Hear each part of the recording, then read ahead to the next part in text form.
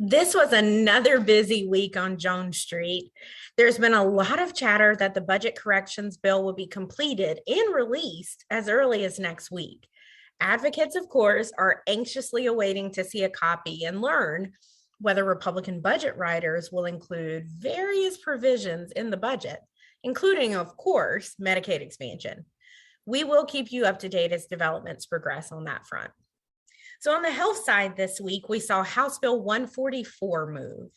This legislation authorizes DHHS to issue an RFP for managed care entities to run the Children and Family Specialty Plan as an additional Medicaid managed care plan. This would represent a huge shift from the current county by county system of Medicaid plans for foster children to a single statewide specialty plan. The bill makes other changes to Medicaid managed care statutes as well. House Bill 144 began as a House bill on teledentistry, passing in the House in 2021. However, during Tuesday's Senate Health Committee meeting, an amendment was introduced, including technical corrections, removing limitations that PHPs must hold standard or tailored plans. Entities under common ownership can submit multiple bids, and federal approval is needed for a child to opt out of services. The bill received favorable reports in both the Senate Health and Senate Rules committees this week, and actually went on to pass the full Senate yesterday. The bill now goes to the House for a concurrence vote. So on the juvenile justice front, we saw House Bill 252 get a makeover of sorts. We were initially tracking this bill as in its earlier forms it sought to modify certain provisions of the Juvenile Justice Reinvestment Act.